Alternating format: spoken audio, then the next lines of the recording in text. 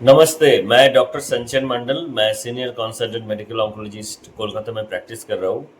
आज जो जो जिस टॉपिक लेके आज यूट्यूब में आपका वेलकम कर रहा हूँ वो है वेरी महत्वपूर्ण एक टॉपिक है कि इन विट्रो फर्टिलाइजेशन आईवीएफ जो हम लोग इतने रैम्पेंटली यूज कर रहे हैं अर्बनाइजेशन के साथ, तो वो क्या सेफ है?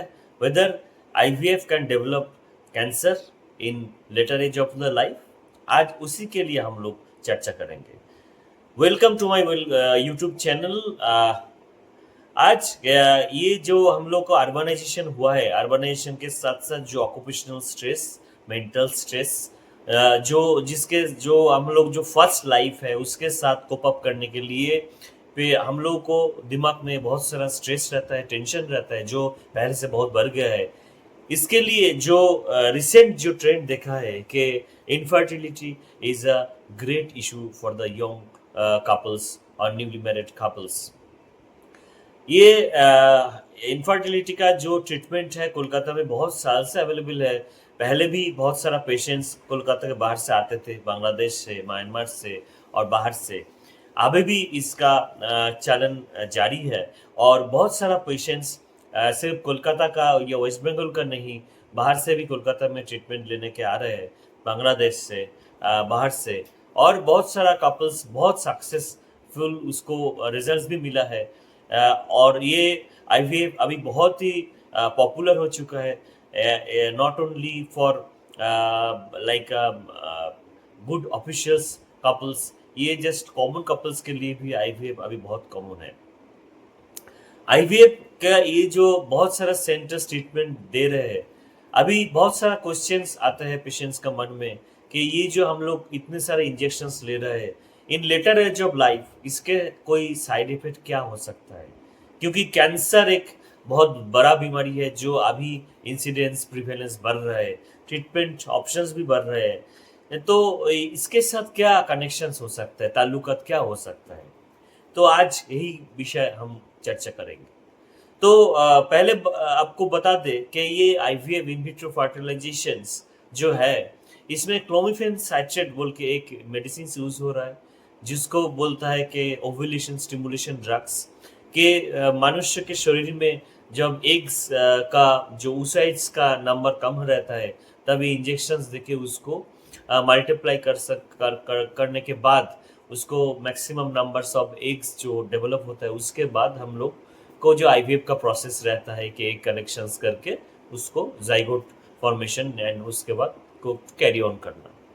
तो अभी ये जो इंजेक्शन है क्लोफेनस्टैटिन, ये है actually ACRN selective estrogen modulation action है इसका। ओवरियन स्टिमुलेशन करता है और एग्स प्रोड्यूस करता है। तो इसके लिए हो सकता है कि बहुत बार फेल्योर भी हो सकता है, बहुत लॉन्ग टर्म मेनी साइकिल्स उसको क्लोमिफेन इंजेक्शन चल रहा है पेशेंट्स। हो सकता है बहुत सारा पेशेंट्स का बहुत साइकिल चल रहा है, उसके बाद दे कैन कॉन्सीव। नाउ अभी क्वेश्चन आता है कि whether this long term IVF treatment associated with any cancer और नॉट। अभी बहुत सारा स्टडीज सामने आया है, पहले भी बहुत सारा स्टडीज थे। रिसेंटली ब्रिटिश मेडिकल जर्नल ने पब्लिश किया है कि आईवीएफ के साथ ब्रेस्ट कैंसर का कोई भी ताल्लुकात नहीं है, एंड ये पब्लिश हुआ है मेटा एनालिसिस में। आज मैं जिस रिकमेंडेशन गाइडलाइन रिकमेंडेशन आपको बताने वाले हैं उसका है ASRM 2024 guideline, American society of reproductive medicine. उनका क्या रिकमेंडेशन है? रिकमेंडेशन है कि ओवरियन कैंसर का खुद का कुछ रिस्क फैक्टर्स है, जैसे नालीपेरिटी मीन्स एकदम बच्चा नहीं होना, इनफर्टिलिटी बच्चा नहीं हो सकता, और नंबर 3 है एक यूटेरस का एक क्लिनिकल प्रॉब्लम जिसको बोलते हैं एंडोमेट्रियोसिस। ये सब एक इनवेरिएंट एक रिस्क फैक्टर्स है do develop the ovarian cancer. अभी आईवीएफ ट्रीटमेंट जिस पेशेंट्स ले रहे हैं उसके लिए कुछ हायर एक्स्ट्रा चांस इसमें नहीं है। जिस पेशेंट्स आईवीएफ ट्रीटमेंट ले रहे हैं और जिस पेशेंट आईवीएफ ट्रीटमेंट नहीं ले रहा है, दो both female persons are exposed to these high risk factors for developing ovarian cancer। तो आईवीएफ के साथ अलग सा इस रिस्क फैक्टर्स का कोई भी ताल्लुकात नहीं है। नेक्स्ट है borderline ovarian tumour. Borderline ovarian tumour का क्या, बॉर्डर मीन्स एक बॉर्डर रहता है जिसके एक लाइन रहता है। तो border means borderline ovarian tumour क्या होता है कि ये बेसमेंट मेम्ब्रेन जो बॉर्डर है उसको ब्रीच करके इन्वेसिव कैंसर नहीं हुआ है और इसका क्यूरेटिव पोटेंशियल अच्छा है। 5 ईयर क्यूरेटिव पोटेंशियल इज 95%। तो कुछ कुछ स्टडी इनिशियली दिखाए थे कि आईवीएफ के ट्रीटमेंट के साथ ये बॉर्डरलाइन ओवरियन ट्यूमर का इंक्रीज चांस बढ़ जाता है। लेकिन स्टडीज ये एएसआरएम क्या प्रूव किया है, स्टडीज देखे है कि बॉर्डरलाइन ओवरियन ट्यूमर के साथ आईवीएफ का इंक्रीमेंट रिस्क और चांस कोई नहीं है। नेक्स्ट है skin cancer melanoma. Melanoma generally US में और वेस्टर्नाइज कंट्री में बहुत कॉमन है। इंडिया में हाल में हम लोग बहुत सारा मेलानोमा पेशेंट देख रहे हैं, ट्रीटमेंट कर रहे हैं। तो ये मेलानोमा के साथ भी कुछ स्टडीज थे पहले के आईवीएफ ट्रीटमेंट के साथ मेलानोमा का कुछ ताल्लुकात हो सकता है, बट उसमें क्या देखे है कि मेलानोमा के साथ भी आईवीएफ ट्रीटमेंट के साथ कोई भी कॉन्कॉर्डेंस नहीं है। नेक्स्ट है नॉन हॉजकिन लिम्फोमा। लिम्फोमा दो टाइप का होता है जिसका लिम्फ नोडल मैलिग्नेंसी बोलता है, part of the haematological malignancy. मेरे यूट्यूब वीडियो में हॉजकिन लिम्फोमा के बारे में हम बंगाली में वीडियो दिया है। नॉन हॉजकिन लिम्फोमा मेरा चल रहा है process, they will come soon. So non Hodgkin lymphoma में भी ये कुछ स्टडीज था कि आईवीएफ के साथ कुछ ताल्लुकात है कि नहीं, बट हम लोग इसमें देखे एएसआरएम के जो गाइडलाइन है लास्ट ईयर पब्लिश हुआ है 2024, उसमें देखे कि इसके साथ कोई भी कनेक्शन नहीं है। There is no association of development of non Hodgkin lymphoma with the multiple treatment of IVF. Breast cancer में कुछ स्मॉल स्टडीज है जिसमें देखा है कि clomiphene citrate more than 10 cycles associated with development of the breast cancer, but most of the studies देखे है कि there is no such link is associated. और कहाँ पे देखा है कि थायराइड कैंसर, जिस पेशेंट्स के थायराइड कैंसर जिसमें क्लोमिफेन साइट्रेट बहुत दिन से ले रहे हैं, मल्टीपल साइकिल्स चल रहे हैं, उसमें there is a small chance of development of thyroid cancer. But इसमें प्रूव हुआ है कि आईवीएफ के साथ थायराइड कैंसर का कोई स्ट्रॉन्ग एसोसिएशन नहीं है।